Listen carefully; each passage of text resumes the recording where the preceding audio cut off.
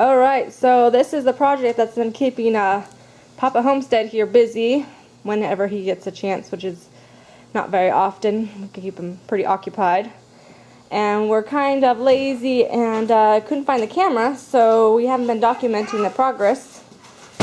But we're going to try to catch you up and then keep on track of making sure everyone knows what's going on. Alright, so here Papa Homestead here is going to be telling you what he's done so far. And here he is. Big cheese, Papa. Hi. Hi. So I got some plans off the internet. I actually got plans for a self-contained splitter and modified it from other pictures on the internet to make it a 3-point splitter. I pick up the I-beam and all the steel. I picked it up at the local steel yard. I got all the steel for under 200 bucks and picked up the cylinder for 75 bucks. It's a little beat up, to be honest with you, but I think it'll work just fine for a splitter. It'll have plenty of power. This tractor has a 21 gallon per minute flow rate at 2000 psi. Should be plenty to make this splitter run really nice.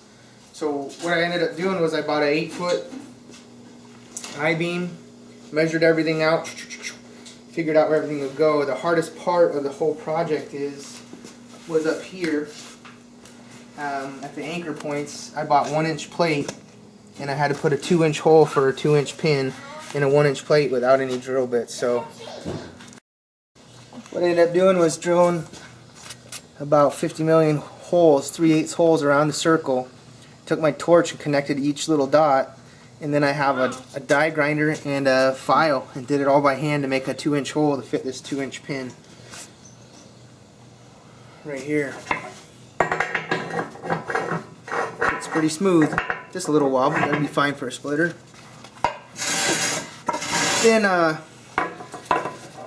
next up, I didn't know how, I'm not a welder, but my grandpa gave me a welder, a stick welder, and I laid some nice fat beads, and it's going to work out just fine. It looks good, nice penetration. The weld doesn't look beautiful, but it's going to work out.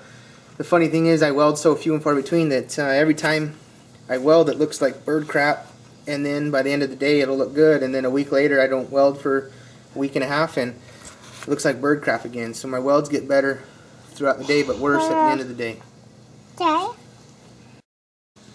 Next up was to get this crossmember built up. This is just 3-inch thick-walled square tube, and I cut some, what is this?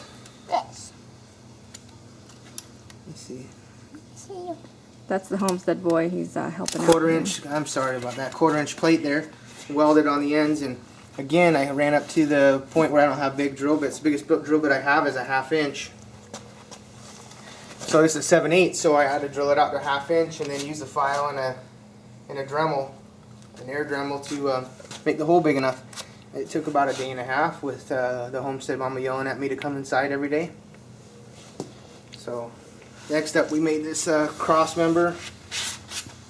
Didn't know it, but I cannot weld vertical up.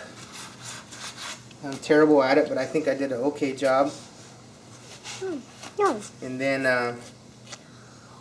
yeah, then I painted it up to keep it from rusting up. Then I had to figure out how wide to make this, so what I did is I just went and measured my brush hog. That's 2 inches wide. Works out pretty nice.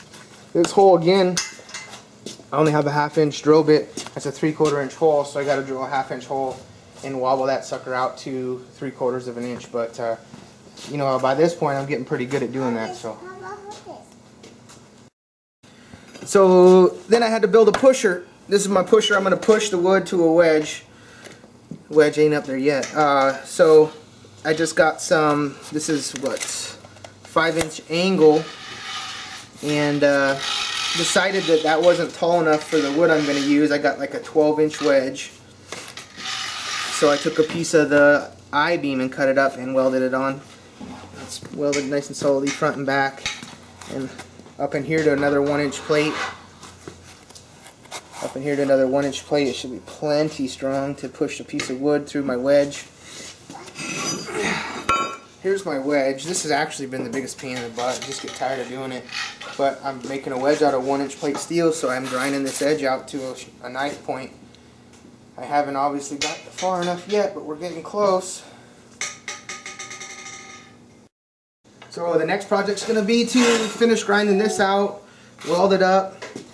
I'm going to make